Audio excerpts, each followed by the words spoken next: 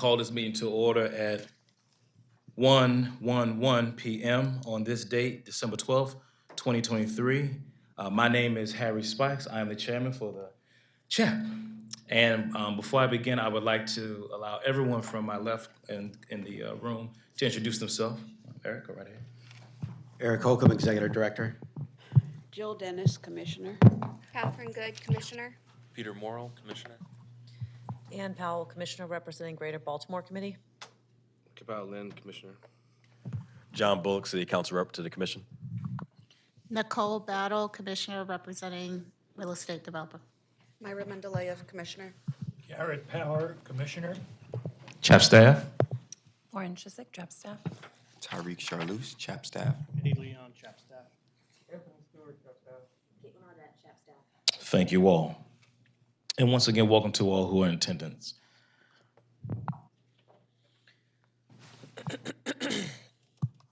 The mission of CHAP is to enhance and promote the culture and economy of Baltimore through the preservation of buildings, structures, sites, neighborhoods that have aesthetic, historic, and architectural value. The goals of CHAP include preserving historic architecture and monuments, reclaiming broken neighborhoods, preventing demolition by neglect, and integrating our city's past into its futures. We have a few housekeeping rules. Some of you are familiar with these rules and some of you are not. If you have a cell phone, which most of us do, please put it on vibrate or silent. If you have to take the call, please do not take the call here in the room. You can take it outside. Also, if you have any conversations, don't have the conversations in the room, you're welcome to have them in the hallway. Also, you might have seen two items outside. There's a sign-in sheet for the items that we have on the agenda. The sign-in sheet allows you the opportunity to speak. We also have an agenda outside. If you want to know the order in which we'll be operating today, the agenda's outside as well. So for this, we usually, and we always do, we give people 3 minutes to speak. However, when I put my gavel up like this, that means you have 30 seconds left. Very rarely do I have to use it, but it's just only a warning sign. But if I do, you know what you got to do, okay? Other than that, thank you. I would like to make a motion to waive the reading of the... Do I have a second? Second. All in favor? Aye. Thank you. Are there any corrections or additions that need to be made to the minutes? Seeing none, I'd like to make a motion to adopt the minutes. Do I have a second? Second. All in favor? Aye. Thank you. Minor work applications processed by staff in the last month. We'll now go into due process and review procedures. CHAP reviews applications in conjunction with the building permit process of the permit section of the Department of Housing and Community Development.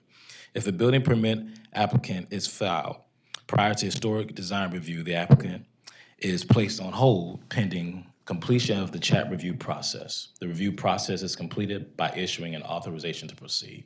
The historic design review process is in addition to other applicable laws and regulations and does not diminish the force of urban renewal plans, building codes, zoning codes, etc.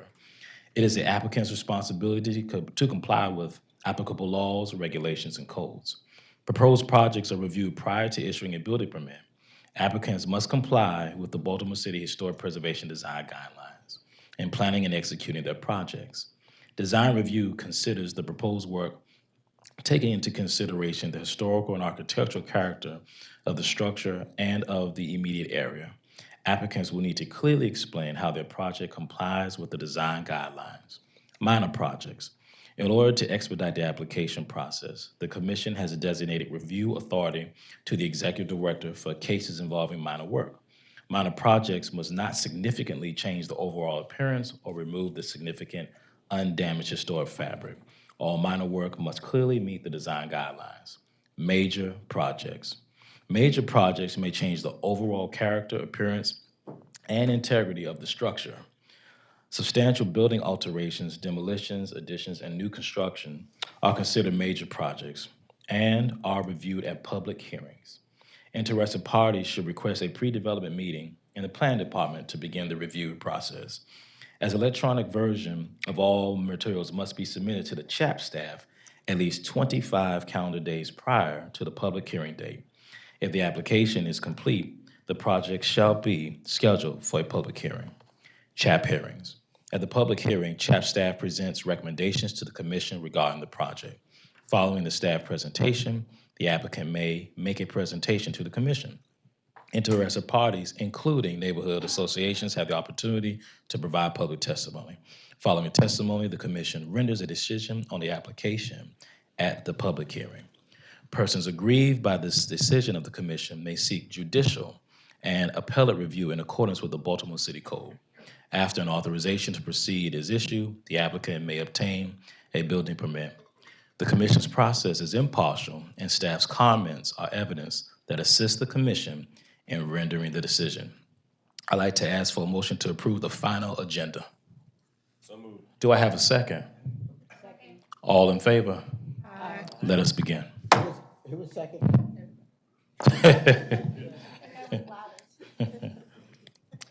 Commissioners, we do not have a consent agenda, so we'll go right into our regular agenda. Councilman Bill number 23-0447, landmark list 3110 Elm Avenue, request a designation as a Baltimore City landmark.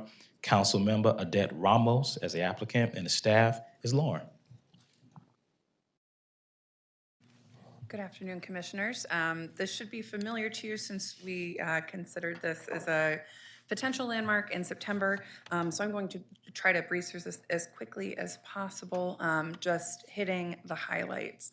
The request is to designate this property as a Baltimore City landmark. The applicant is Councilmember Odette Ramos. The owner is Richard Wimbrow, and I, Lauren Chisholm, staff. The property is located in Hamden, overlooking the Jones Falls River Valley. Originally, this property, which you can see here, had been part of the Mount Vernon Mill Company. It's in an interesting sort of neighborhood setting that has both a mix of residential and industrial uses. And you can see that this property is really sort of at that intersection of the transition from residential to industrial, from east to west. And you can see here, this is the old Florence Crittenden home, which is located immediately adjacent to this property, that was originally the mill owner's home in the neighborhood. And this is just some neighborhood context sort of showing sort of the view sheds from the building and how the building interacts with the neighborhood. And in fact, some redevelopment that was approved by this commission, not this specific body because it was several years ago, but the redevelopment on the Florence Crittenden property right across the street had residential row houses that were designed to sort of mirror the industrial nature of this building. So they were built to be in context with this structure. Oh, sorry. And you can see here, these are just some of the industrial buildings that surround this property.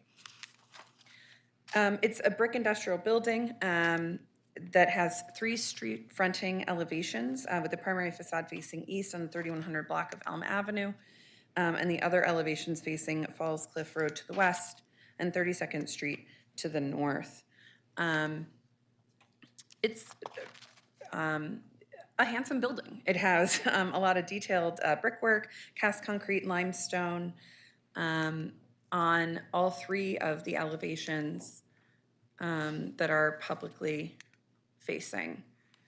And certainly there has been some infill and alterations to some of the window openings, but overall it retains a high degree of integrity, which you can see here.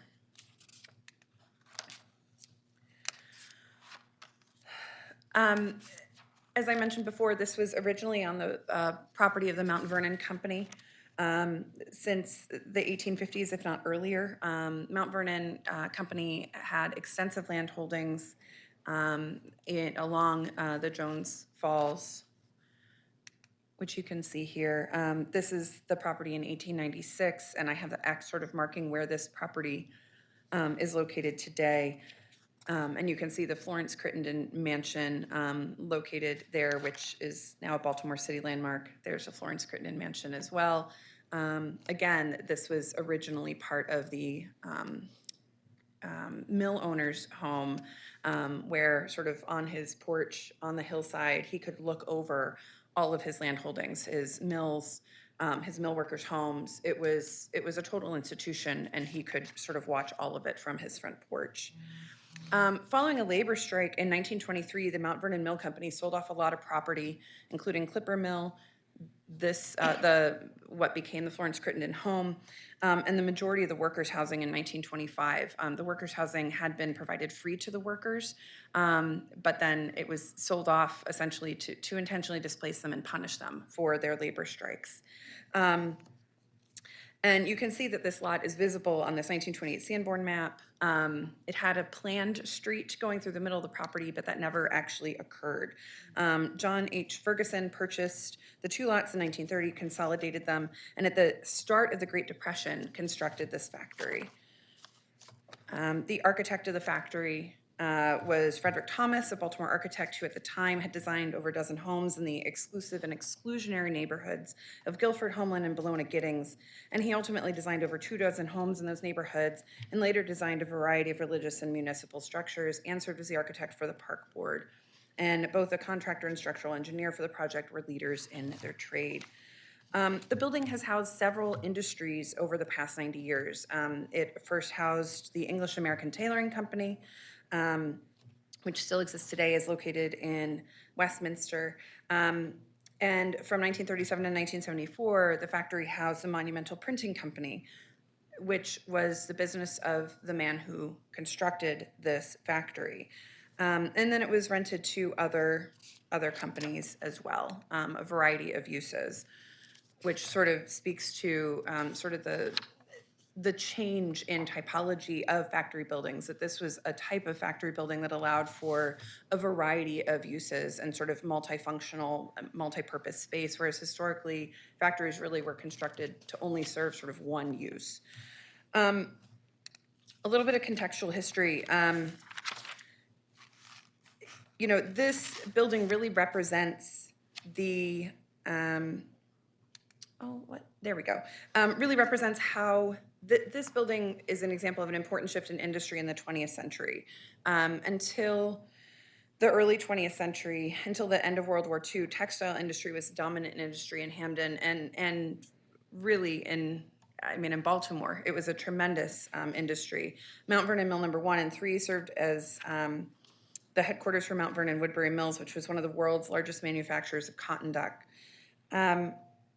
And this property, you know, this mill and the mill village that surround it was really designed to create a total institution, having mill villages that meant that the people who worked there relied on the company for absolutely everything, for their education, for their housing, for food, all of it, which made it far riskier for workers to strike or organize because they could lose their social networks, their homes, along with their job. The labor organizing in the last quarter of the 19th century in Hamden and Woodbury happened in spite of those, conditions. And it was actually, they were very successful in the early 20th century. They were able to advocate for wage increases, recognition of unions, et cetera. The labor striking worked, but only to a point, because then the mill owners finally decided to eventually move south, and where to states where there weren't as strong workers protections laws. So they won the battle, but they lost the war.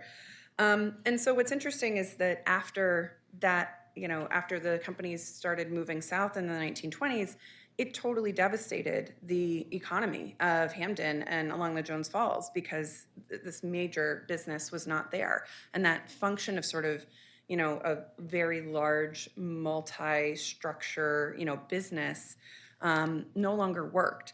And so what happened is that it's sort of the industry shifted and changed to allow for more multi-purpose structures like this one that you see here, that was built sort of as a light industrial building that could be built immediately adjacent to row homes, that provide, that did manufacturing that was, not as dangerous, not as toxic, that could be adjacent to the residences of the people who work there. Sherry Olson, Baltimore historian, said that it was a revisioning of the city where, quote, industry would be set in a park, workers and neighbors would enjoy daylight houses and clean air. And this building really represents that, in both its location as well as its design. So this was originally initiated as a potential landmark designation request in December 2022.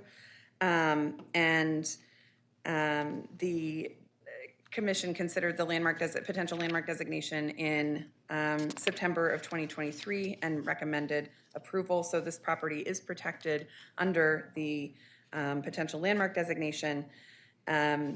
And following that, the council member introduced the actual legislation, which would offer protection and historic designation of this property in perpetuity. Currently, the potential landmark designation offers a time-limited protection and designation. So CHAP staff applies the guidelines for historic designation. We have 4 separate options. It's 4 different criterion that we can utilize for considering designation, and a property can meet 1 or more.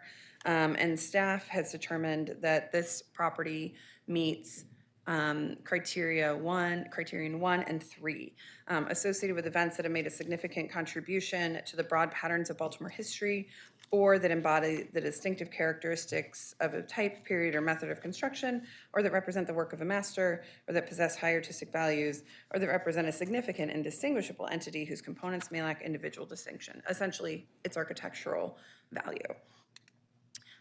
For neighborhood comments, the property is not located within a CHAP district, so we don't have architectural review committee comments. Staff did notify community associations and citizens in the vicinity of the property.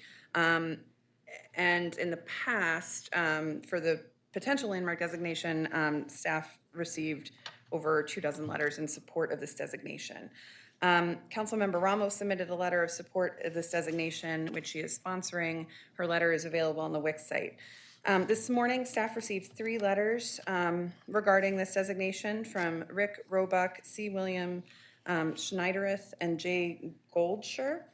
Rick Roebuck recommended that the building be named for the most recent long-term tenant of the building, Free State Printing. And Mr. Schneidereth and Jay Goldshire essentially stated that this building should not be designated as historic for its association with the Monumental Printing Company, and that is not staff's recommendation for the designation. It's not for its association with that company, so staff does not see any issue with that. I went too forward, sorry. So yeah, staff recommends that this building be designated as a Baltimore City landmark. It's an excellent example of post-World War I industrial development in the residential neighborhoods of Baltimore City. This development pattern became a strong economic force and a character-defining element in many neighborhoods of the city, and the property represents the industrial diversification in Hamden when many of the longstanding industries were becoming obsolete, showing how Hamden reinvented itself from a 19th century industrial mill village to an industrial city neighborhood. And it's an excellent example of 1920s, 1930s industrial architecture in Baltimore City.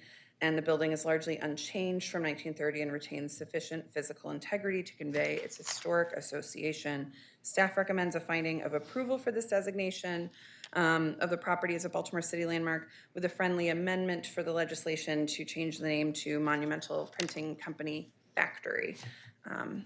Thank you, commissioners. Any questions? Lauren, thank you. Commissioners, do you have any questions for Lauren? Okay. Lauren, thank you so much. Thank you. Councilwoman Adette Ramos, thank you for joining us. Thank you, Mr. Chair. Good morning, afternoon, members, and hello to my colleague. For the record, I'm Odette Ramos, Councilwoman for the 14th District. I represent this area. I'm asking for your support for a second time. Thank you all for supporting the potential landmark status. This would make it permanent. The emails that we got this morning about the name, I'm happy to work with staff on what that looks like. Free State, the last known is totally fine with me. And you saw the designation relative to the architecture as well as the building's importance in Baltimore is similar to what we saw with other buildings that are designated historic in that area. So this seems very consistent, and I would appreciate your support on that. The other piece that we mentioned in the last hearing is that there is a 100-year-old chimney that comes out of the building, which is the home of the chimney swifts as they come in to roost. And if you haven't seen that, it's past the season now, so you'll have to see it next spring. But it is really, truly a sight to behold. And so this designation would also preserve that as well. And obviously, we know that making this available for landmark status also makes it available to eligible for CHAP tax credits for redevelopment. So we're asking for your favorable report. Thank you very much. Councilwoman, thank you. Any questions for the councilwoman? Okay, Councilwoman, thank you so much. Thank you. On our list, we only have, we have 3 people that signed up. Only one person wants to testify. That person's name is Alice. Alice, are you here?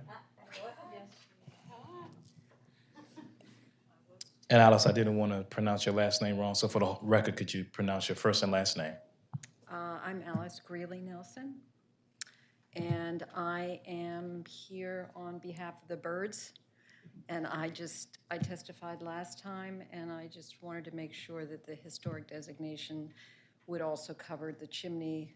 I've been monitoring the chimney swifts for over 35 years, and it's a very important designation for the migratory pattern for the birds. So, thank you. Ms. Alice, thank you. Thank you. Before we get into our motion, commissioners, do you have any conversation for this topic? Okay. Oh, go right ahead, Ann. So do we need to expand do we need to be more specific in the designation to cite the chimney? We don't usually, okay, that was it. Okay. Okay.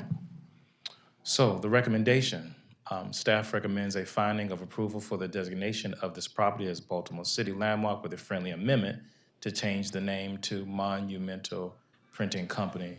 Who would like to put the motion forward? Do I have a second? Cool. All in favor? Aye.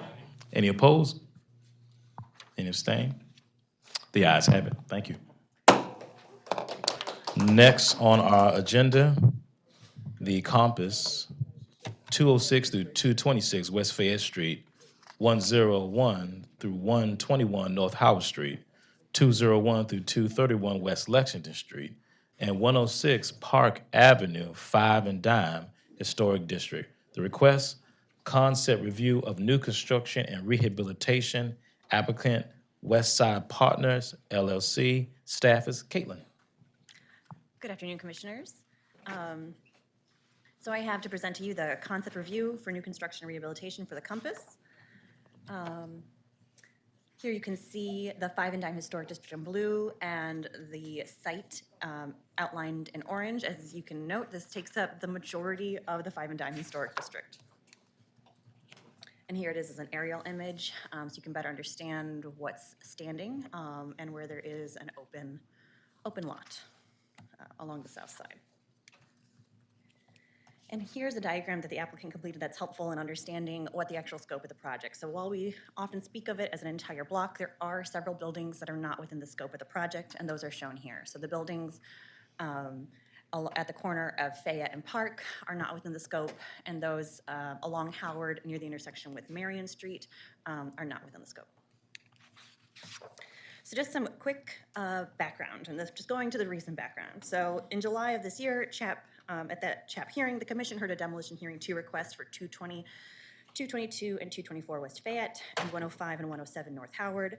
At this time, the commission denied the request and asked that the applicant return with a plan to retain portions of the historic buildings and more information on the cost to retain portions of the historic buildings.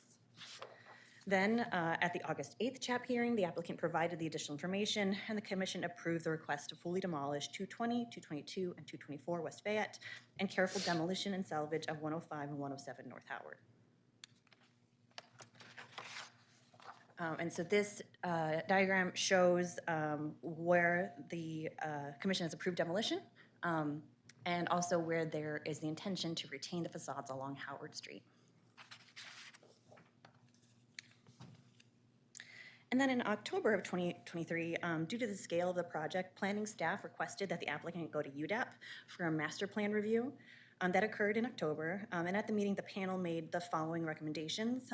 This is just a brief summary, which included the understanding that the project will never be viewed in its entirety, and that each building needs to be able to stand on its own. Additionally, they urged the team to figure out the identity of the project and clearly show how one would experience this. Specifically along the south side where there are no historic buildings to help ground the new construction. So the team has modified the design in response to the UDAP comments, and here's just, again, another diagram they've shared that shows the previous massing. You can see on the left-hand side, and then the revised one responding to UDAP's comments.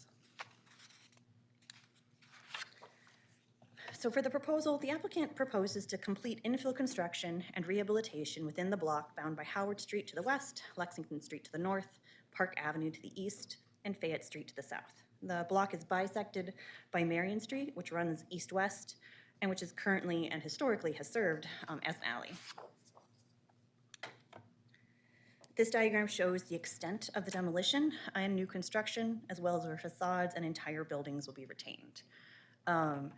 So in order to make this a functional project, many of the rear and side buildings will be consolidated to create clear floor spans that will be utilized for apartments, et cetera.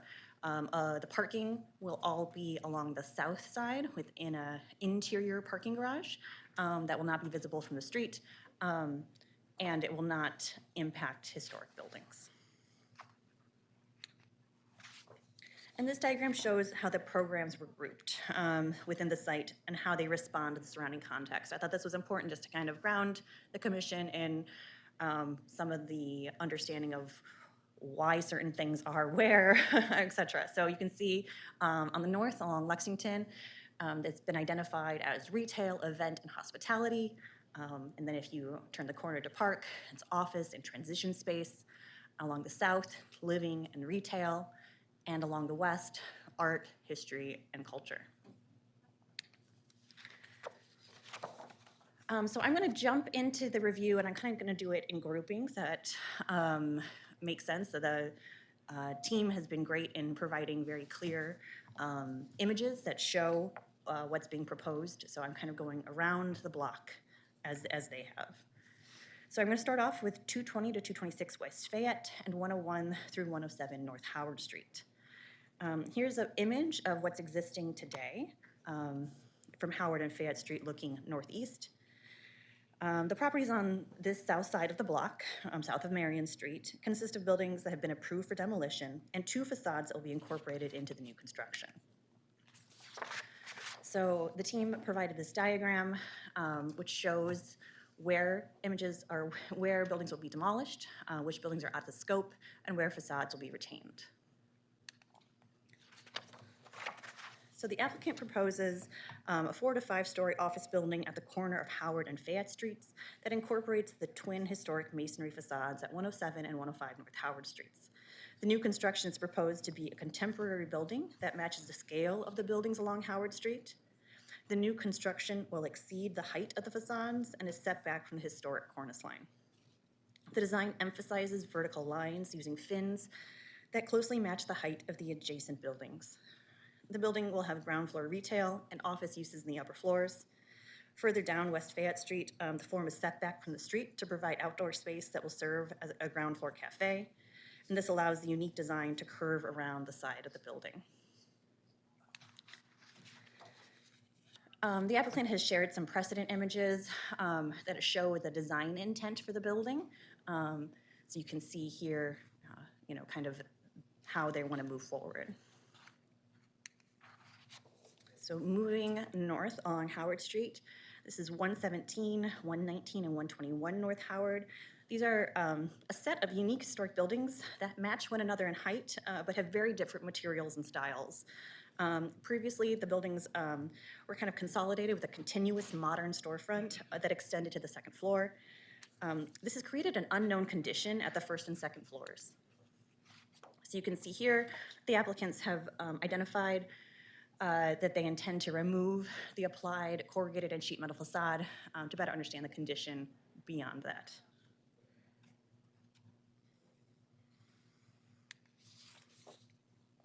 And here's the proposal. The intent is to retain the facades as well as a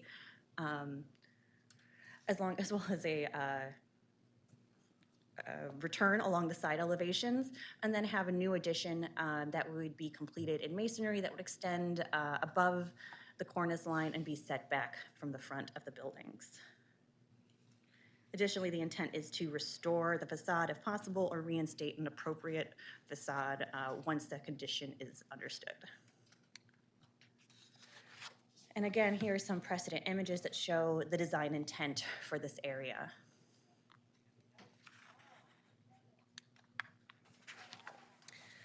Next up is the building at 231 West Lexington Street. This is the former Reed's Drug Store, located at the corner of Howard and Lexington Streets. The existing four-story building has been long vacant, and during the city's ownership, a non-historic shed roof was constructed to protect the building. As you can see on the right-hand side, the applicant is showing that their intent is to remove the non-historic roof and to restore the historic marquee and display cases. So here's the image of the proposal, as well as some precedent images to show how they intend to amplify that design. So the building will be transformed into an event space that utilizes the building to the east, 227 West Lexington Street, as ancillary space. So these are the buildings from 215 to 227 West Lexington. Does this work? Yeah, okay. So 227 West Lexington Street, this is the historic two-story building. There we go. It includes some non-historic alterations to the storefront, but it is largely intact. 233 West Lexington, excuse me, is, let's see here. This set here. It's composed of what appears to be 2 or 3 historic buildings, 3-story buildings. I didn't dive into the history here, but they're definitely unique, and there's some better images in a minute. Non-historic alterations to the storefront extend to the second floor, where corrugated and sheet metal obscure the historic facade. And then the next building over is 215, 217, and 219 West Lexington, and it appears as a single historic 3-story building. And the first floor has been modified with some non-historic alterations to the storefront, but again, it's largely intact. So you can see here the intent along the facades for alterations. At the storefront, the intent is to remove those non-historic alterations to allow the storefronts to return to their historic use and appearance. At the upper levels, the intent is to repair the historic fabric that's there. And the 3 buildings connected, there is the intent to restore the historic cornice.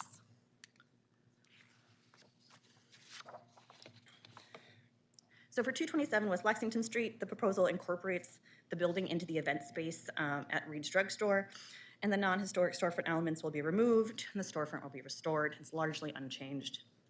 For 223 West Lexington Street, the applicant proposes to modify the buildings by removing the non-historic storefront elements, reintroducing appropriate storefronts, repairing the intact facade above the storefront, and restoring the historic cornice.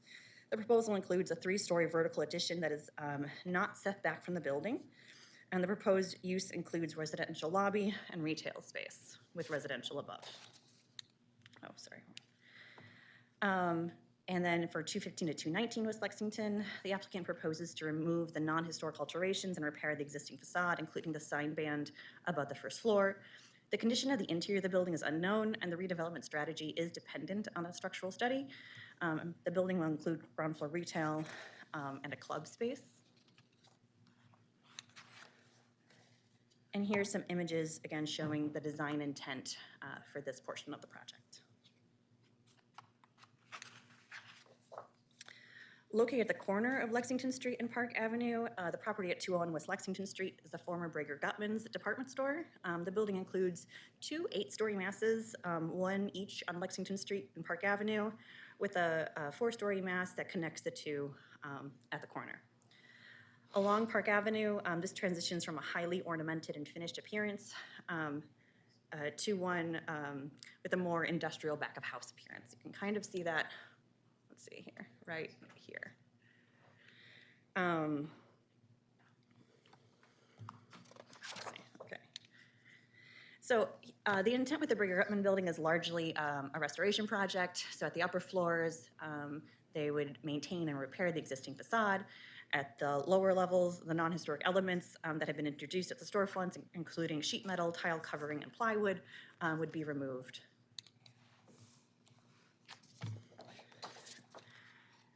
The applicant proposes to maintain the existing massing, which will be used as a hotel with ground floor retail, and the non-historic elements would be removed and the historic material restored.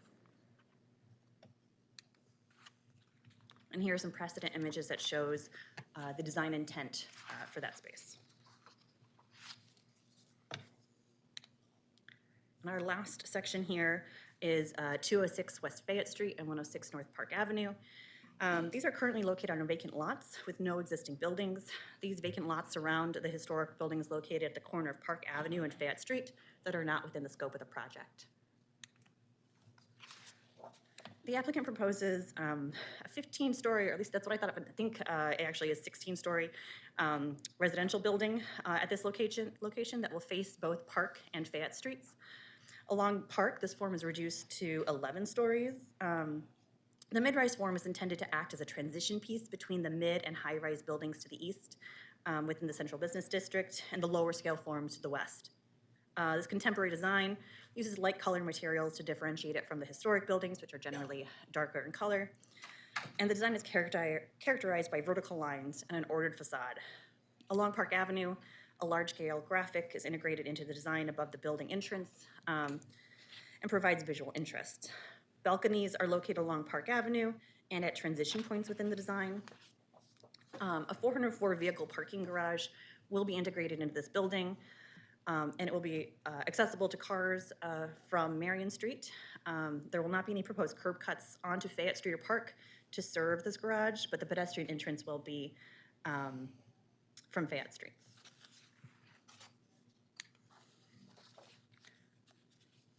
So here's a view along Fayette Street showing the lobby entrance, and you can also see here kind of the back of the building at Howard and Fayette that I spoke about first.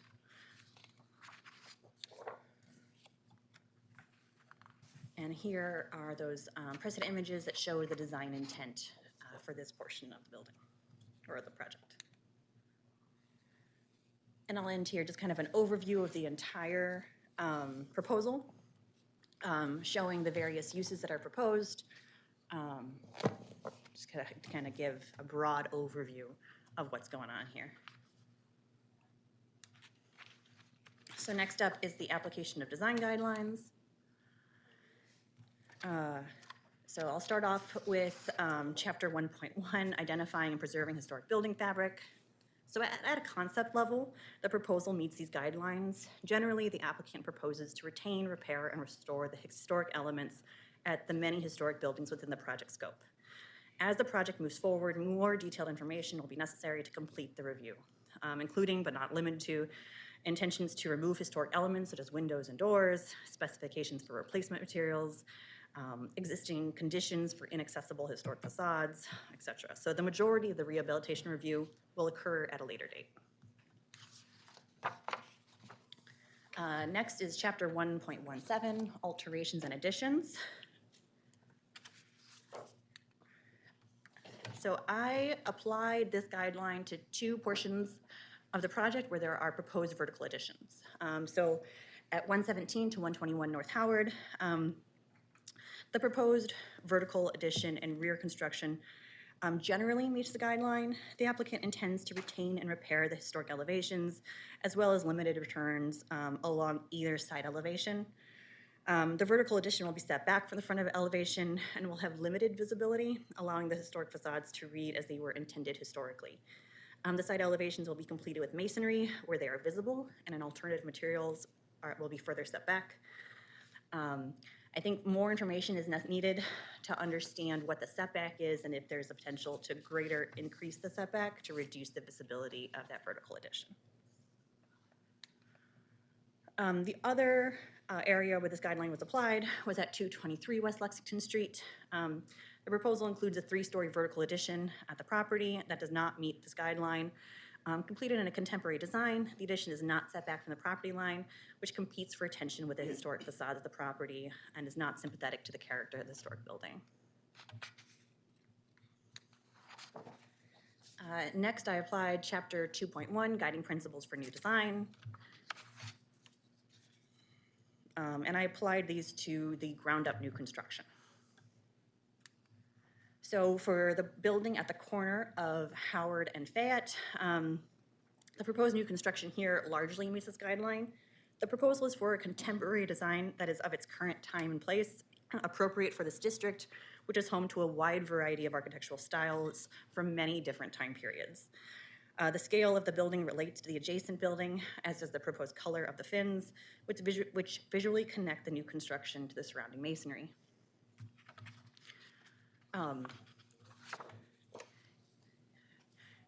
Get to that next. Okay. And then the proposal includes large-scale new construction along West Fayette Street and extending to Park Avenue. Generally, the proposed new construction meets the guidelines as the contemporary design has a clear visual order that helps it relate to the surrounding architecture, which again has a wide variety of styles.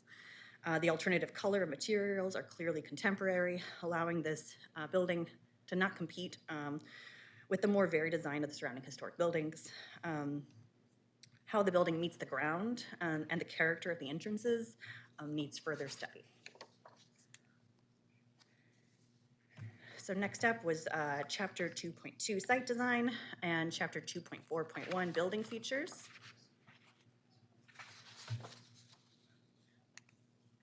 The proposal meets these guidelines. The retained buildings will all maintain their activated ground level use and entries. The new construction is oriented to the street and will help to further the pattern of entries found in the area. Careful consideration should be paid to the cafe seating area and residential lobby along West Fayette Street, as this is the one place where the buildings are set back from the street-facing property line. And as for the building features item, generally the concept for this proposal meets the guidelines as the program calls for small retail and commercial tenants at the ground floor, which will replicate the building features found historically. However, more detail will need to be reviewed once it is developed and once unknown conditions are better understood. Next up was Chapter 2.3, Scale and Form. I have this image here that shows the view east on West Lexington Street. Is that correct? Yeah. And here's a variety of images. The diagram at the top was provided by the applicant and shows how the site is in this transition zone between the high-rise and mid-rise structures within the central building business district and the mid-rise and smaller scale to the west side. So while the new construction is much taller than the historic buildings within the block, the proposed height relates to its larger context within downtown. There are mid and high-rise buildings located to the east, and the new construction to the west is smaller scale as appropriate. The proposed heights of the new buildings in the project are intended to provide that transition between the two parts of downtown, and the vertical additions are generally set back to allow the historic buildings to maintain their form as seen from the street. There is no neighborhood architectural review committee, although actually one has been started with the Market Center Merchants Group. A notice was sent to Downtown Partnership of Baltimore, the Market Center Merchants Association, Mount Vernon Belvedere Association, and Baltimore Heritage. No comments have been received to date, but I believe many people are here, not many, but several people are here to speak. The proposed new construction and rehabilitation of the historic building largely meets Chapter 1, Chapter 2, and Chapter 2 of the Historic Preservation Design Guidelines. In order to fully meet the design guidelines, the applicant should alter the proposal to set back the proposed new vertical addition along West Lexington Street and potentially set the vertical addition along North Howard Street further back as well. Additionally, the applicant should provide more information on the pedestrian experience along West Fayette Street, specifically at the cafe, and at the connection between the two new building forms along West Fayette Street. So staff recommends concept approval for the proposal with the following conditions. 1, that all rehabilitation work be reviewed as specifics are known. This includes areas both currently inaccessible and undeveloped. 2, the applicant alters the proposal to further set back the vertical addition along West Lexington Street to provide a clear hierarchy to the design with historic elevations as the most important element. 3, that the applicant modify the new construction at the corner of North Howard Street and West Fayette Street to more clearly accentuate that first floor retail space. And 4, to provide more information on the lobby, entrance, and cafe seating along West Fayette Street, as this needs to be an intentional space that has clear connections to the interior of the building. And what's not on here, but I referenced earlier, and I think maybe you all could have as a friendly amendment, would be to investigate a further setback for the properties along North Howard Street. Any questions? Caitlin, thank you. Any questions? Garrett, go right ahead. What happens to the vent space? That is a great question for the applicant. Any other commissioners? Yes, Catherine. So, in the center of the block, if you go back to there, so in the center, the parking garage there that's in the center, when we're looking at the kind of bird's eye view from the top, there's a green space in the center. So that green space is on top of the parking garage. A portion of the parking garage and a portion of the residential space, because as it crosses over Marion Street, it would be there. And it's accessible to the residents. Okay, so the garage goes below and above ground both. I'm not positive that it goes below the ground floor. So the green space is at a roof level. Okay.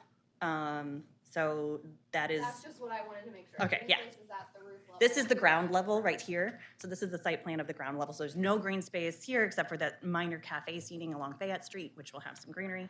All the green space that you see in those aerial views are at the rooftop. Okay. If there aren't any other questions for you, Caitlin, is the applicant here? Yes. Yep. By all means.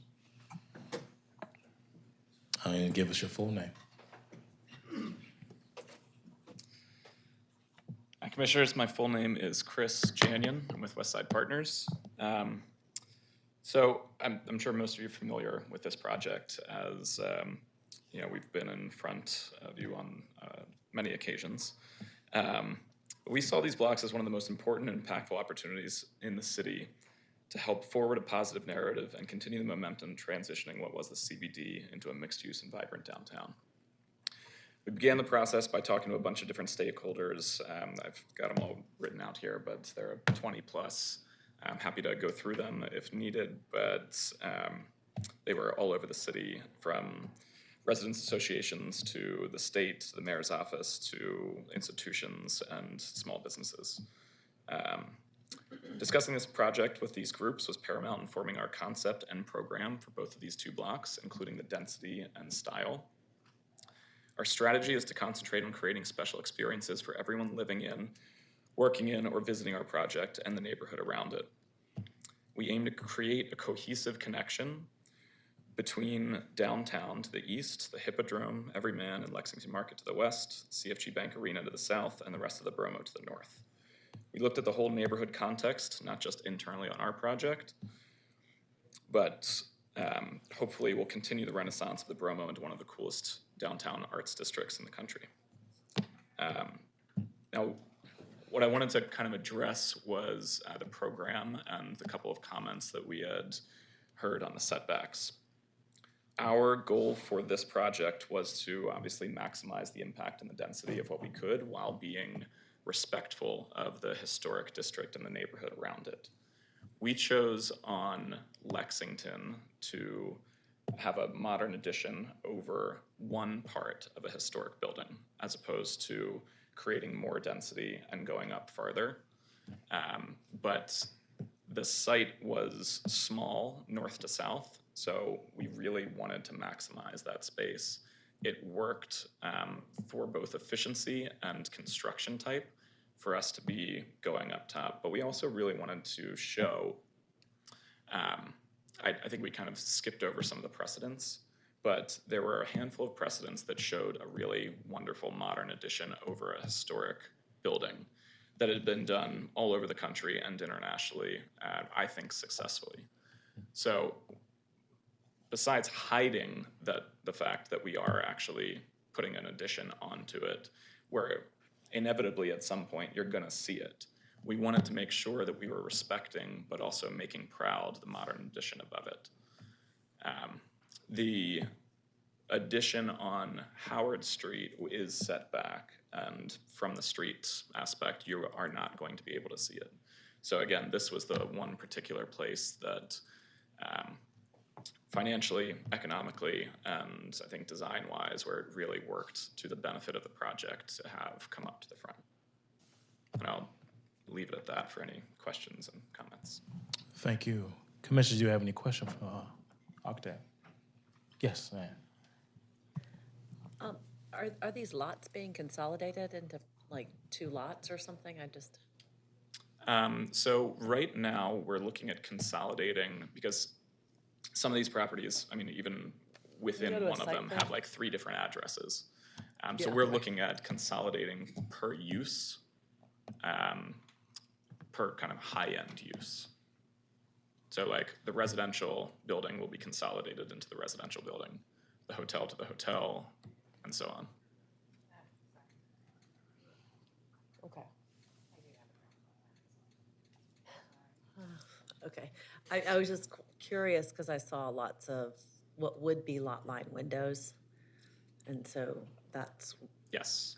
where I was like, I didn't understand. We were very cognizant of the percentages that, But it's my understanding you can't have any lot line windows.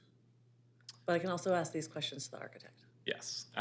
But yes, so the consolidation is going to take care of the window lines. Okay, I just was Yes. curious. Any other commissioners? Okay, thank you. Thank you. On our list, we have only one person who's signed up to testify. First name is Chris. I'm not going to butcher the last name. Chris, are you here? I am here. Oh, Chris. Then there it was. Thanks again, Chris. So we will now, I'll turn it over to the commissioners for conversation as we deliberate. Go right ahead. Anyone like to have a comment? Yes, sir. Regarding the second recommendation from staff that to basically increase the setback on the Lexington Avenue residential portion, perhaps it would be best actually, could we go back to the rendering? Yep. The proposed rendering? Thank you. I would say that I think that the design as shown is making a lot of effort to articulate the difference between what's below and what's above, and I wouldn't insist upon a setback farther than that. I think they've done the work, and I see just in general around the perimeter of the site, I'm seeing an effort made to make the bottom 2 or 3 levels more prominent in keeping with the character of the district. So I think they've done what they need to there. Sir, thank you. Anyone else? Yes, Kyle. While I agree with you, my only concern is that typically with the design guidelines, we require, the setback from the historic buildings. So I'm just concerned about setting a precedent in this case, I think it is designed well and fairly transparent and coordinates with the bottom three buildings. So the rhythm and the way it's done, I think is done very well. My only concern is that we set a precedent for other people to all bring their additions forward to the exterior facade. That's my only concern. I think Okay, precedent's Kyle. already been set. There's been many buildings that we've allowed to be flush with the facade, so I think that this group is doing a better job than the ones that we've approved before. So I would second that. I think this is a better iteration of how to do it. And I would be okay to strike that for recommendation. Okay. Anyone else? Catherine. I have a concern on a different part. If What I part? Go wanna right make ahead. Which sure we're part? done here. Go ahead. Okay. So can we go to the kind of bird's eye? Okay.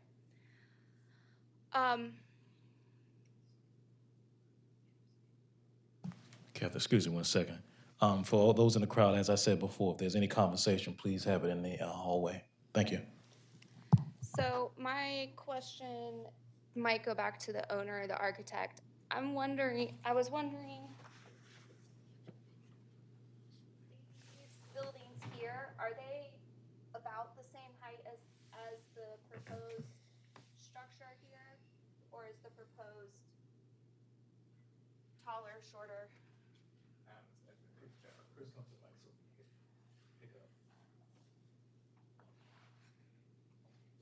I think they're generally around the same height, Okay, same number of stories. okay.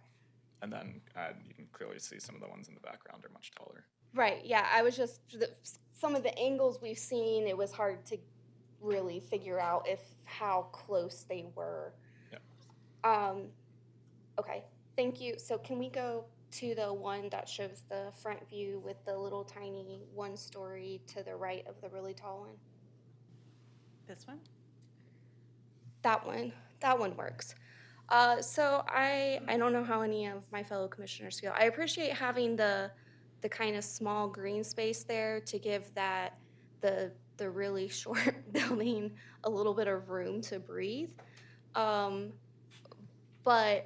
that said, so many other places on site, there's a really great effort to kind of step down the scale to kind of help transition to the building next to it. And this, to me, is the only place that misses.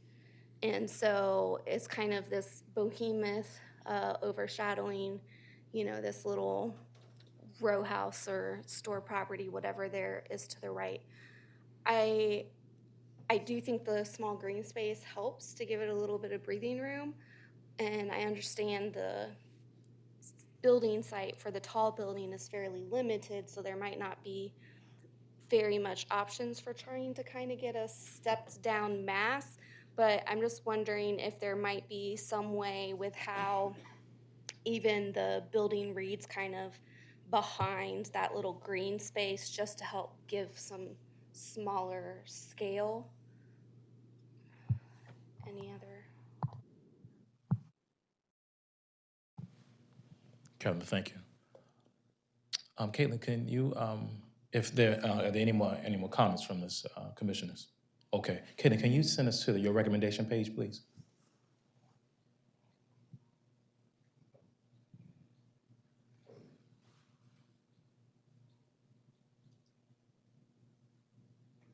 Okay, so commissioners, I'm not going to read all 1 through 4, but I do want to know, Caitlin, at the end of your presentation, you did mention one additional recommendation that Eric and we wrote down, but. So it was dealing with setbacks, just to further explore that setback along Howard Street, which looked like it was minimally visible. We don't have a dimension for how much it's set back, if it's set back 5 feet, could we look at 8 feet and see how that changes it? More of just an exploration of what the setback is along Howard Street. Okay. Caitlin, thank you.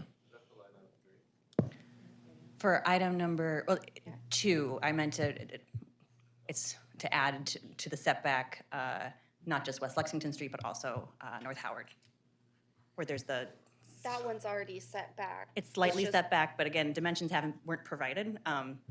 So it's kind of like, how far set back is it? Renderings kind of lie, you know, like I'd like to maybe see a drawing with dimensions Gotcha. to better understand what's going on. It's not disallowing setback, it's just wanting to define that better. Just to get some more information and explore it. Okay, okay.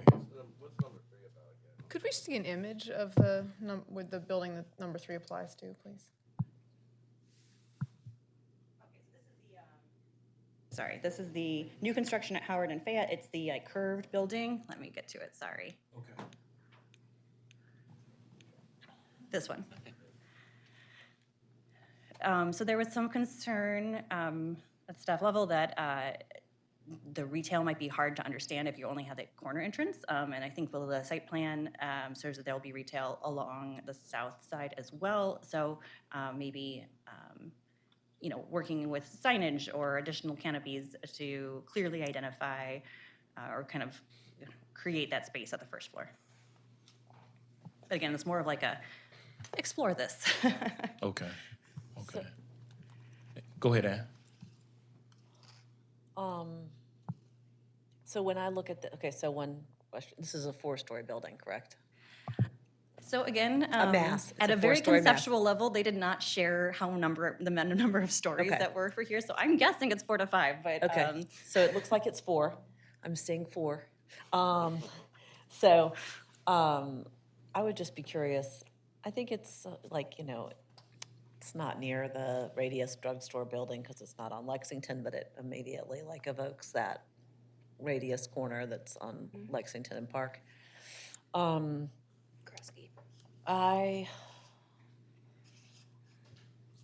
The interruption of the storefront along, is it Fayette? I don't know. I don't know that bothers me because, it's clear on both ends, and then it allows the fins to come down and engage the body, which makes that gives it a connected feeling. So that engagement, I think, offsets the lack of transparency, given how transparent the ends are. I think the relationship that's a little, that I question more might be the weight of the top relative to the base. It seems like there's a proportional, maybe if the fin structure kind of, could it maybe engage the height of the cornice, the historic cornice, then that would reset those Yeah, the proportions would be better. Yeah. So I would trade that comment for the, no, I'm just kidding. But No, that's totally yeah. fine. I just was curious what the kind of, I agree with you. Okay. I agree as well about the proportionality of the top level to the rest of the building and about it's being okay to be interrupted as it comes down to the sidewalk level. Okay, any other further comments? Okay. Kaylee, you can go back to the page. Oh, good, Garrett, you had your hand? Garrett, you had something to say? Okay. Garrett, did you want to ask your earlier question about the event space? I'm happy that they're just mysterious, but Okay. Gotcha. event to be named later. Kayla, thank you. With the recommendations on the screen and with the other recommendation that Erica wrote down that we just finished talking about, do I have a motion? Can we clarify? Sure, go right here. Go right ahead. The only one I wanted to clarify was just to strike, most of the comments here are things to work on. Yes. Which I think the team is probably at a stage that they have room to work on. I just want to strike something that disallows them to do something. So I think number 2 is the only one that says you need to push it back. So we're striking number 2. My opinion, I don't think it's necessary. I think they've done a good job at developing a concept that actually works well at providing a good precedent of building an addition on top of the historic building. So Okay, Pal, I'd thank like you. to strike that motion, and the other ones are kind of concepts to work on. And then 3, trade out What's that? for. Oh, there you go. And number 3 is what you're talking about, trade out rather than the first floor retail space. Look at engaging the cornice line. with Well, the- maybe specifically looking at the proportion of the That was the height, right? upper level to the rest of the Right, building. that's what, and okay. So, basically 3 gets switched out for a different part of the Right. building. Okay. So we're taking this 3 out and we're replacing it with explore the proportionality of the top level to Okay. the rest of the building. Okay, thank you. 2 is extracted, 3 looks at the proportion, height, from the top and the bottom. With that being said, who would like to put the motion forward? I have one. Do I have a second? Second. All in favor? Aye. Any opposed? Any abstain? The ayes have it, thank you. So who made the motion? Ann did first? You got the second, right? Yeah. And Sarah, yep. Finally, we have 1009 Charles Street, Federal Hill Historic District. The request demolition hearing, 1, determination of architectural significance. The applicant is Henry Schofer, and the staff is Mr. Tyreek.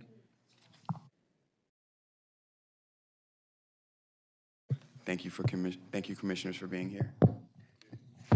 Thank you everyone for being here.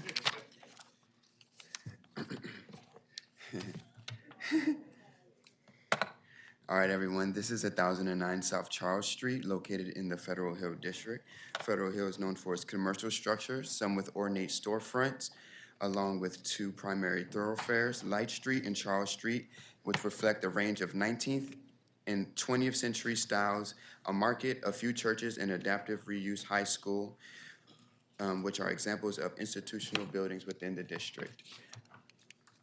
All right.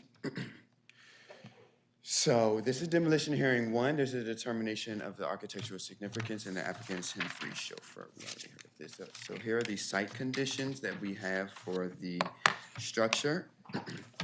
So the properties are located on the northwestern portion of the 1000 block of South Charles Street, with its rear elevation facing on Patapsco Street. 1009 South Charles, which is originally 5 structures. 1007 South Charles Street, which is currently a 1-story structure.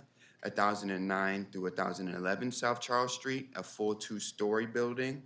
1013 South Charles Street, which is connected to 1009 and 1011 by a 1-story storefront. 1009 through 1011, a rear addition that faces onto Patapsco Street, and 1013 South Charles Street, which is a rear addition that also faces onto Patapsco Street. Here's an aerial image of the conglomeration of buildings, 1007 being on the far left and 1013 being on the far right. All right, here's the site map. And here's the vicinity map showing its adjacency to Sharp Linen Hall to the west. All right, here are a few aerial photos of the property. All right, so for the architectural description, the current conglomeration of 5 buildings is a medium-sized parcel which fills in a small portion of the block. The South Charles Street facade of this structure reads as 3 distinct buildings: a 1-story remnant of a 2-story side gable building, a 2-story Italianate structure, and a 2-story plus attic building. A 1-story storefront ties in 1009 to 1011, and with 1013 South Charles Street. The 1-story remnant is ornamentally defined with a nice 1-story Italianate storefront cornice. The east boundary of the property abuts onto Patapsco Street, which is a typical alley street with a 2- and 3-story side gable and flat roof row homes. The parcel is flanked by 2.5-story row homes to the south. Yes, to the south, and a 1-story shed building to the north. The immediate vicinity provides a variety of building types and building uses, which include commercial, residential, and mixed uses. The portion of 1009 South Charles Street and 1007 South Charles Street is currently a 1-story remnant of a 2.5-story side gable roadhouse that was modified with a 19th century Italianate cornice. The structure was partially demolished and stabilized in 2018 due to unsafe conditions, and this work was commissioned by DHCD. As you can see on the left, it will be that gray portion there. 1009 South Charles Street was a collection, this is like the same. All right, the two row houses on Patapsco Street have since been demolished.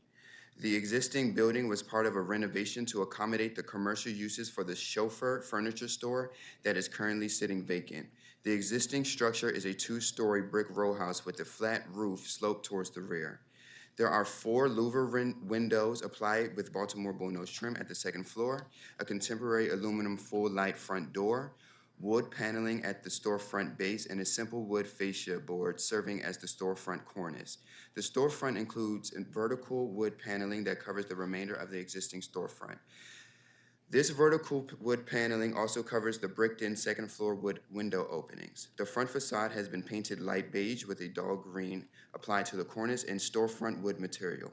There's a simple banner sign installed at the top of the vertical wood paneling that covers the signage board of the storefront. Baltimore bullnose trim and a historic storefront appear at the first floor as they are original features of the superstructure. At the rear, an addition was constructed sometime in the 20th century. The exterior wall facing Patapsco Street consists of brick finished with a coat of light gray stucco. There is a solid steel door and a round metal scupper and downspout in the northernmost portion of the wall. There is no original material at the rear of the property except possibly the brick that has been covered in stucco. The brick facade, window openings, cornice, roof pitch, and the existing structure has been consolidated into a superstructure and combined into one address. Directly south of 1009 and 1011 was the former 1013 South Charles Street building. This structure was consolidated with 1009 and 1011 sometime in the 20th century, which included the removal of the party wall between them. The former 1013 South Charles Street was originally built as a 2-story plus attic structure that looked like its pair at 1015 South Charles Street when it was originally built. It is most likely had a shallow side gabled roof that was rebuilt as a slanted flat roof. The elevation that faces Patapsco Street is currently a plain stucco wall without any windows or doors, well, with a steel solid door.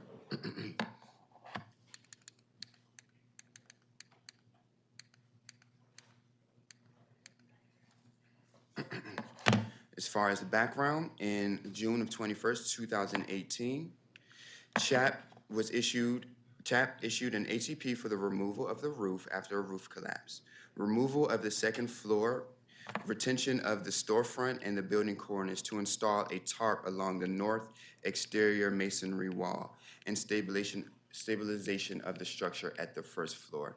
This can be shown here on the left portion. There was also a demolition permit issued in 2018 for the emergency demolition of the wood structure at the second floor, and every effort was made to remove the storefront cornice and to preserve it for reinstallation for a new project. As you can see, the storefront has been retained for reinstallation. There were other permits issued for the cap-off of sanitation connections and for the stabilization of exterior walls of the leftmost structure you see there.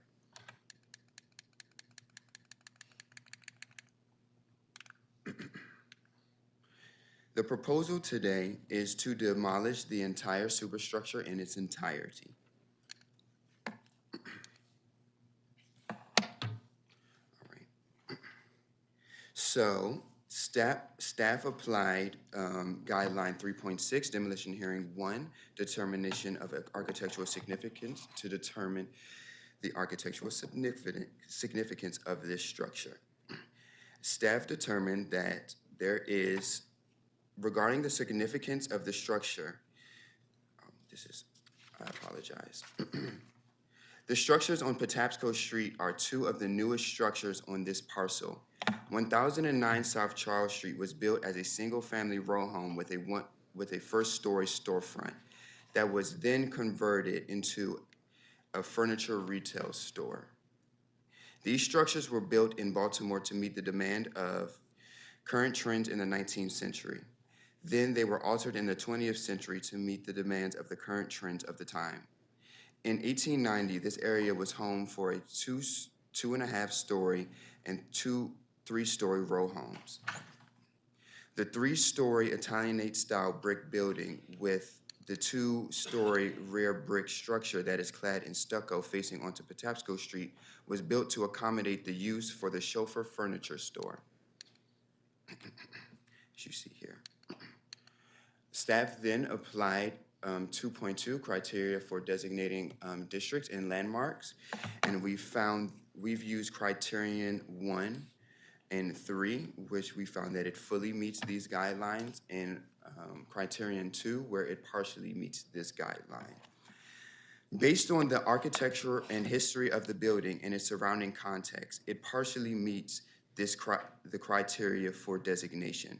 This development was part of the basic historic pattern of development within Federal Hill. Over time, the parcel has experienced a lot of change. Since the historic material on Patapsco Street is no longer existing, these structures no longer fit into that historic context. The structures on South Charles Street retain their historic material and still fit into the historic context of the district. Henry Schoeffer is a known person that has mildly shaped Baltimore's history. The development is not a work of a master, but it does embody high artistic values consistent with the Federal Hill District.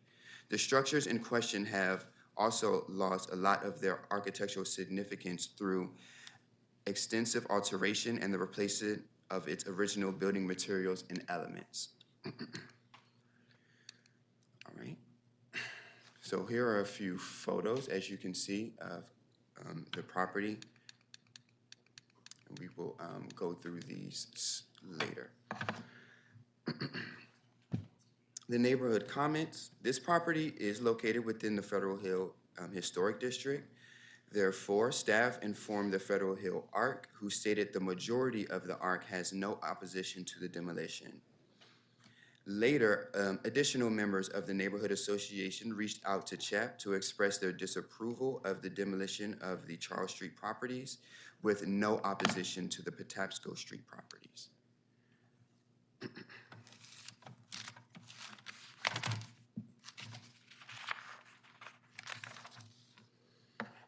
All right, so staff reviewed the architectural and history of the building and determined that the structure partially meets the criteria for designation and thus is eligible for partial demolition under Demolition Hearing 1.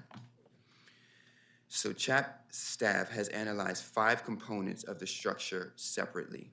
1007 South Charles Street is only a 1-story remnant of a 2-story side gable structure. This portion of the building has lost all of its architectural significance except for the storefront's Italianate cornice. Staff believes that the applicant should preserve this cornice either by removal and reinstallation or by restoring it in place. 1009 to 1011 South Charles Street still retains its historic significance and should be preserved. The notable architectural features to be restored are the Italianate cornice and window openings. During rehabilitation, the applicant should conduct exploratory demolition to see what historic features are left of the first floor storefront. 1013 South Charles Street's facade still reads as a 2-story plus attic house. It still retains some historic character, and the applicant should make efforts to restore the facade of the second floor and attic portion. 1009 and 1011 South Charles Street addition that faces onto Patapsco Street has lost its historic character and may be demolished.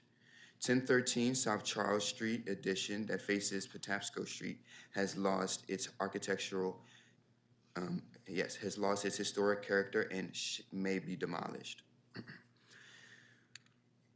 Staff recommends that the structures at 1009 South Charles Street partially retain their architectural significance and partially contribute to the Federal Hill Historic District.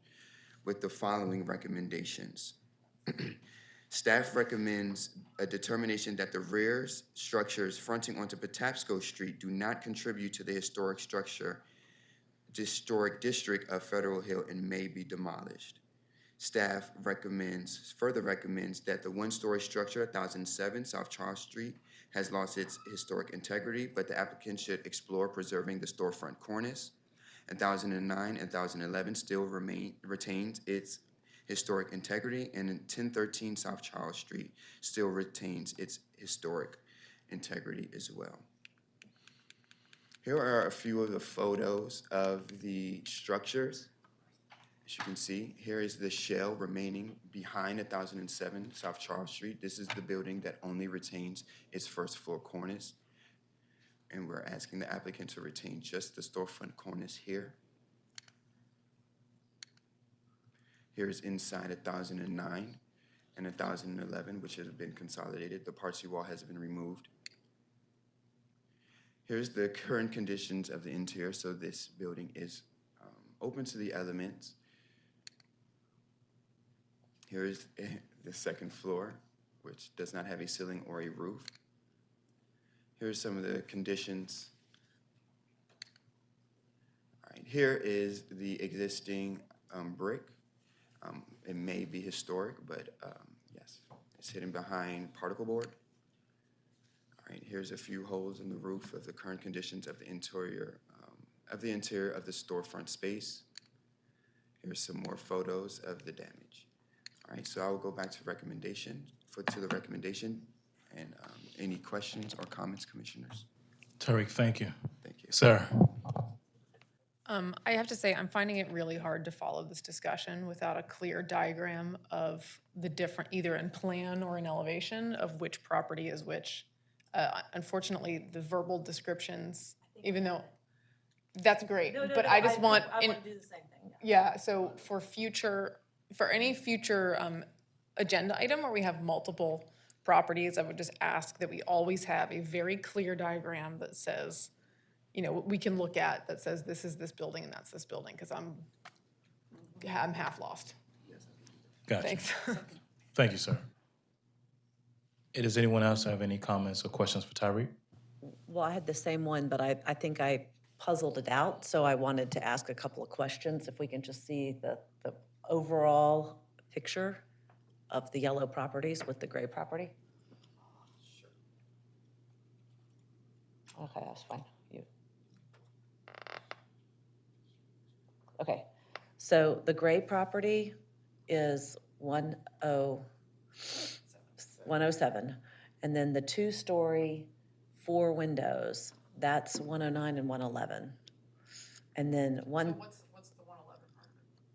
It's just that it was 2 that was combined. Okay. They were Tariq, is that what 2 they did, 2 skinnies that and got turned to combined 1? into 1. 2 window bays is 1009 and 2 window bays. Exactly, exactly. And then the little guy that has no windows in it on 1013 South Charles has had its windows removed, but basically would look like the building next to it. You The can ones kind that of you visualize. can still see them, they're filled in. Yeah. Okay, this is 10,007. Yep. Yep, This is 10,009, 10,011, Uh-huh. yep. and 10,013. Yep, and then you see the window ghost? There? Yeah. Second floor Yeah. and I can see it. as Yeah, well. so, Okay, so that building would look like the building next door to it. right. Yeah, Yes, I see that. okay. Thank you. No, I wanted to unpack that and make sure that was the correct understanding, yeah. Okay. Anyone else? Yes, K-Pop.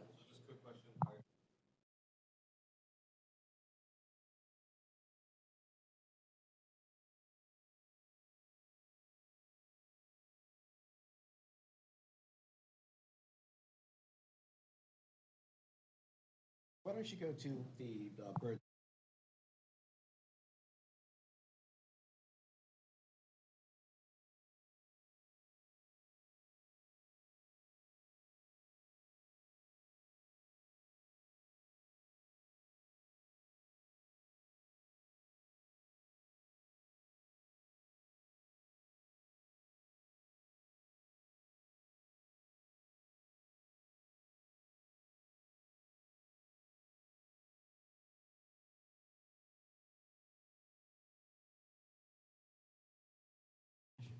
Well, the back, if you look at the sandboard maps, is all alley houses. Let's go back to. Yeah, the 1890 Sanborn map still shows the alley houses that are still extant up the block, so. Then they go away, yeah.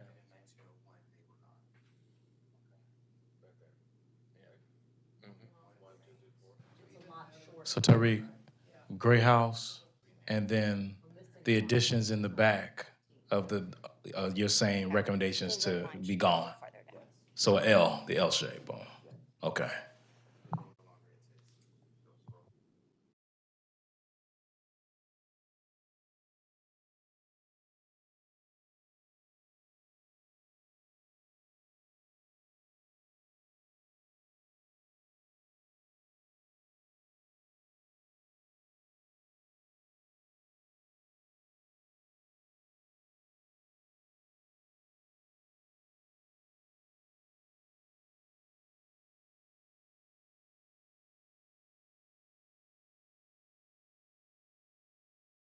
Does anyone else have any questions for Tariq?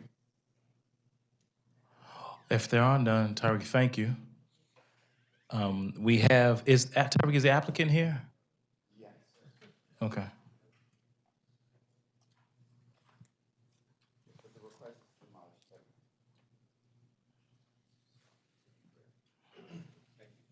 And for the record, just give your full name. Yep. Tariq, thank you. Hello, everyone. Hello. My name is Tom Priebus. I'm an attorney. I represent Mr. Schofer. Was on the Planning Commission as of August, but I'm just a regular lawyer again because I'm not on the Planning Commission anymore, in case there was any confusion. I'm joined today by Mr. Tim Pula of CapEx, who's an architect and our architect on this project. And thank you for letting us present today. I have to say, I'm a little bit confused, as you are, in part because there are certain factual clarifications that I'm going to ask Mr. Pula to present because certain aspects of what was presented, I think, doesn't fully reflect the architectural aspects of the building, and so we'd like to clarify those. In addition, when we went through the recommendations, and I read the report, which we only received yesterday, I don't actually understand the recommendation that was made just now that was something about restoring holding the storefront. This is a hearing one.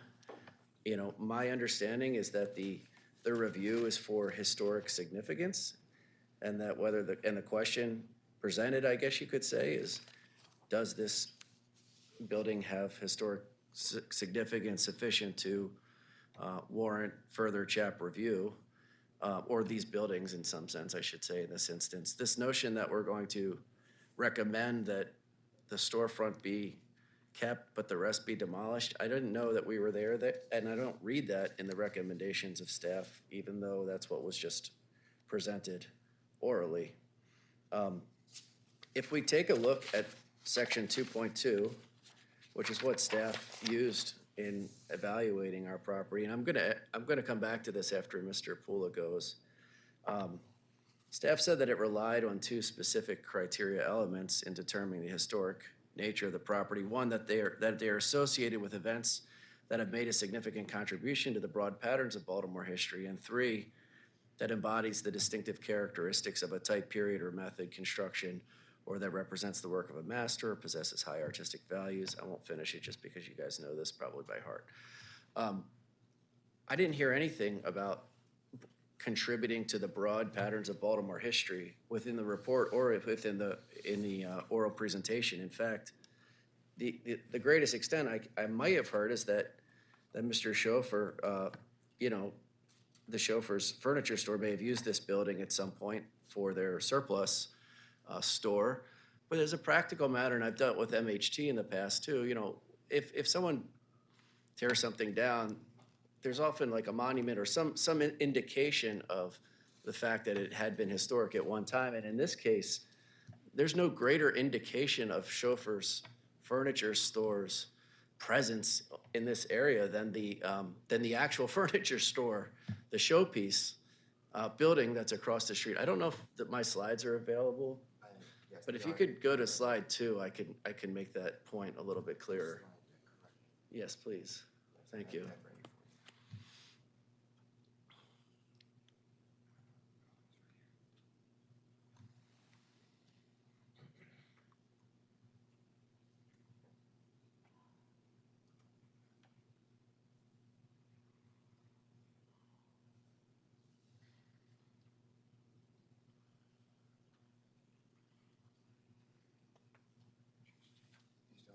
It would be the supplemental package. Yeah, the package that we sent you. Called Yep, that's it. Yep.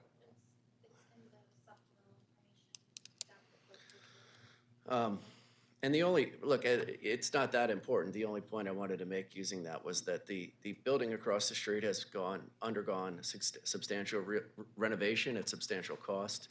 It is in great condition. It is architecturally significant in my, much more so than the supplemental store or the surplus store. The surplus store was acquired at some point in the history of chauffeurs and became a surplus store. But as staff pointed out, there's been a lot of change. The structures no longer fit.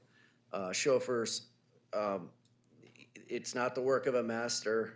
It's lost a lot of its historical significance based on a lot of alterations that have happened over time. Some of those being demolition alterations and some of those being just natural attrition, changes in the neighborhood. Even the storefront of these properties, which I think has some level of interest, I think, but those are 1950s or so additions. Those are not historic to sort of the historic Federal Hill District and the 1800 building. The other thing which was shown on one of the slides, and Mr. Poole will speak to this more, but that building is in really bad condition.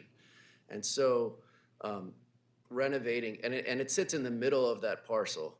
And so you're talking about, as a recommendation here, a finding of staff that the piece on the right is not historic, the piece on the left is not historic, but the piece in the center is historic.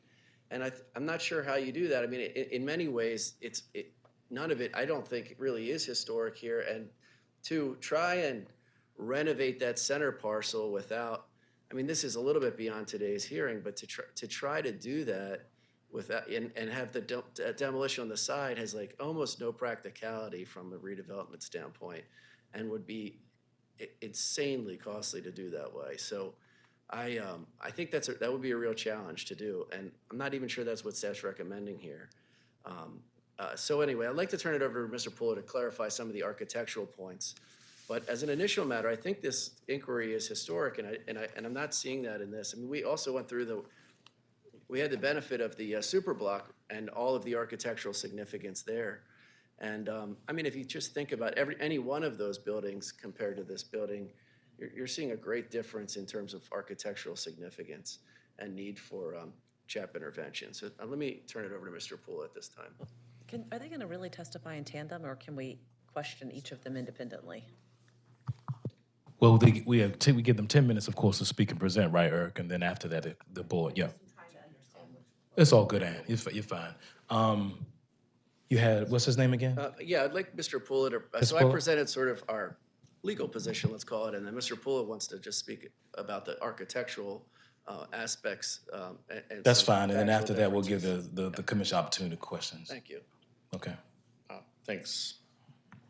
So Tim Pula with CapEx Advisory Group. We are consultant to the chauffeur family. They asked us to come in and take a look at this overall property, its condition, what could potentially be done with it. For a little clarification, well, I'd like to consider myself an architect. I never graduated, so I'm a recovering architect, sort of, but I'm a developer. And one thing I will say is that in my 27 years of doing this in Baltimore, 6 of those projects have been very significant historic adaptive reuse projects. So I know a little bit about this, and I take it very seriously. I would not recommend tearing something down if I really didn't think it was the right thing to do. So, one, I want to clarify that the large building in the center, which we referred to as 1009, and we heard 1009, 1011. I think that actually it is one building, not 2, it was originally two lots, 1009 and 1011, and somewhere in the history, those two lots came together to form 1009, and that building was built. But okay, well, I didn't have the Sanborn, I'll tell you that looking at the building itself, there's no indication, that it was two buildings. So I mentioned that, we are charged with looking at not just the physical structure, its integrity, the architecture, its integrity, the historical integrity, but we're also charged with looking at how can this be redeveloped so that it's no longer a vacant parcel and it's once again economically viable and contributing to Federal Hill and to the overall city. So I have to look at multiple factors. When I look at this building in the report, I would agree that there is original fabric remaining on 1009 and 1013 on the Charles Street facades. What I question is the significance of it architecturally. And there's nice brickwork on 1009, but it's very common. It's very common brickwork. There is no distinct masonry ornamentation. There's no distinct significant example of masonry craft work on either of those two facades. And the same goes for the cornice on 1009. It's a nice cornice. There are tens of thousands of them throughout the city. So I don't find that those are distinctive or significant in any kind of architectural way. They're quite common. I will point out that there is no, this was not necessarily discussed in the report, so I'm not saying that there was a mistake. I just will point out that on 1013, there really is no cornice. It's literally like a 2x4 or a 2x6 that's been, if you look really closely, it's been affixed to the front of the building, and the roof material and the flashing wraps down over it. So there is no cornice of any significance there.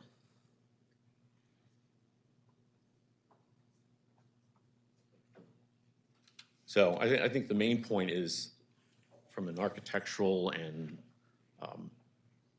perspective, there's nice brickwork, there's nice cornice work, but they're not significant features. It's all quite common and found in many, many thousands of buildings throughout the city. And as I mentioned, I have to look at these buildings holistically, which means from an economic perspective. I know that's not the point of this hearing. I think redeveloping this site with those two buildings, which is what I think the report is saying, which is different from what I think we heard in the oral presentation, that is not economically feasible from the standpoint of finding uses, programmatic uses that could function in that space in an economic manner. And if I could just, as part of before the questioning, right before the hearing, Mr. Costello sent a letter in support. I didn't know if we could just read that to the committee, or if is there a letter? it was placed in the record. Hold on one second. I was copied on it. That's just how I know. At 1:22 p.m. Okay. Yeah, he's in support of the demolition of 1009 Charles Street. All right, we will put his email in the record. Okay. Okay. I could read it if you, may I? I'll pull it up and read it. Yeah, go right ahead. Go ahead and read it. Here it is. Dear Commissioners, I write to express my support for the first hearing demolition application of 1009 South Charles Street in of various addresses that are subject to the application. The property sits at the heart of Federal Hill and cannot be redeveloped in its present condition. I've been personally involved in trying to facilitate the redevelopment of this area, and I am keenly aware that no redevelopment of this parcel is possible without combining these parcels and providing the opportunity for comprehensive development plan, especially under current market conditions. The building itself is not fit for occupancy without substantial, very expensive renovation, and even if renovated, this space is not conducive to the needs of a modern tenant. Although I appreciate the CHAP staff report, I do not agree that the building in the center of the site, 1009, I'm not sure, is that right? Yeah, okay, has historical significance using the standard on page 4 of the CHAP report. The building was significantly altered in the 1950s by including a large storefront window that is not original to historic Federal Hill architecture from that period. The building is nondescript and served only as a surplus warehouse to the main chauffeur store. No historic event is noted in the CHAP report, and to the extent chauffeur's furniture is part of the Baltimore history, history is fully captured in this showroom. The citizens of Federal Hill and City of Baltimore are better served by placing this important parcel back into productive reuse. And this small modified building is not historic in a significant sense that demands further CHAP review. For these reasons, I respectfully request CHAP approve the application, essentially. Thank you for sharing. Yep. In the essence of time, I want to ask commissioners, do you have any questions for the two gentlemen? Okay, thank you both. On our list, we only have one person to testify. Tom? So who's, Oh, Tom Previs is the lawyer. Tom already went, okay. Chris, come on. Yeah, and remember, you have 3 minutes. Yes. Thank you. Hi. The chauffeur application must be, Oh, give your full name, first and last. I'm really a nervous public This speaker, is all good. sorry. My name is Chris Hyde, and I'm director of the Baltimore Preservation League. The chauffeur application must be denied. The chauffeur application is a classic case of demolition by neglect. The properties under review today are historically significant and should be preserved. The chauffeur family has been on a tear recently, literally asking the city to demolish building after building in their real estate portfolio. For 90 years, the chauffeurs benefited from Federal Hill furniture shoppers. Now they're trying to tear it down. This is the second building they've tried to demolish, but this one's a little different. This one's in a CHAP district. For many of those 90 years, the chauffeur family neglected their properties and allowed them to deteriorate. This is the opposite of what we want from a CHAP residential or consumer owner. The chauffeurs were poor stewards of their property portfolio, particularly 1009 South Charles Street. In fact, their negligence was so bad that in 2018, part of the building fell down and had to be restabilized. This all happened under the chauffeur family's watch. We shouldn't reward willful demolition by neglect by approving this request. We should send a message loud and clear that CHAP will not allow property owners and developers to play games with CHAP's rules, and that demolition by neglect is wrong. Again, we ask that the committee recommend against chauffeur's application for demolition. These buildings are historically contributing even after 90 years of neglect. Thank you. Chris, thank you so much. Tyree, can you take us back to your recommendation page? Yes. Before we even get into making a decision, I want to give the commissioners opportunity to have a conversation. Okay, pal. I just had one comment to say. Yes, sir. If you guys look at the Google, the one thing that you want to keep in mind is that street is pretty maintained. It's pretty well maintained, preserved, and very intact. So once you blow this one out, that breaks it pretty. So regardless of the condition of the buildings, I would employ to also look at the street. The entire street is pretty much maintained. So. Thank you, sir. And then Who else? Ann? I just want to make a couple of clarifications because there does seem to be some miscommunication. This is demo hearing 1. All that we're here to do is to talk about whether the building is significant or not. And that's not an act of judgment or how fine the building is. These are buildings in a CHAP district, and they are from the period of significance. Now, I don't know if this neighborhood was inventoried or if it's just defined by a definition.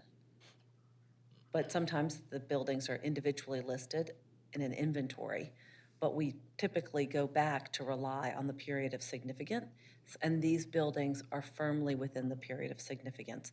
So I want the development team to clearly understand that this is not ever going to be a matter of taste. It's really about historic time periods, and that's not necessarily even like significance. This doesn't have to be by somebody notable to fit within that in a historic district. And that's been my understanding. And can I have confirmation from staff that that's the correct understanding? Yes, that's our understanding, and I'd have to go back and check, but I do believe that the period of significance for the local Federal Hill Historic District goes through the 1950s. I don't know, maybe, I don't know if Lauren could double check that through the report. Okay, thank you. Yes, it goes to the beginning and the late. Thank you, Ann. Anyone else? Okay, we have the recommendations in front of us. Commissioners, and I'm not gonna read them this time. For the recommendations, do we have anyone on the commission who would like to put the recommendations on the floor for a vote? I did have one edit, though. Yes, sir. You know, for demo hearing one, I don't think discussing retaining cornices of a building that we may be calling non-historic is applicable here. So with that one edit, I would move on staff's recommendation that 1009 and 1011, as well as 1013 retain historic integrity. 1007 has lost its integrity and can be demolished, and the rear additions fronting onto Patapsco Street could be demolished as well. Duly noted. Thank you, Peter. Anyone else? Okay, Tyreek, you had something to say? The storefront, we have, CHAP in the past has issued an ATP for the retention of the storefront corners, just to mention. Okay. So it was intentional to retain it. Understood.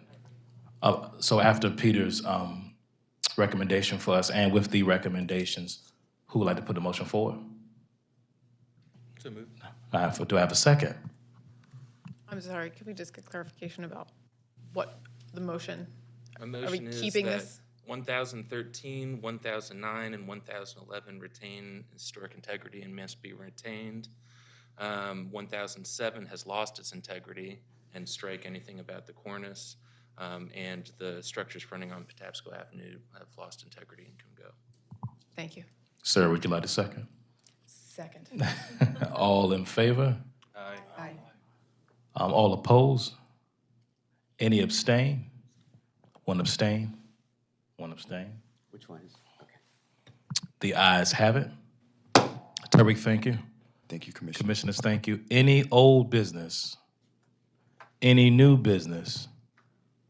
I would like to wish you all a happy holiday. Be safe, enjoy time with yourself and your family, and I enjoy the year with you. Meeting is adjourned. I call this meeting until closing at 2:59 p.m.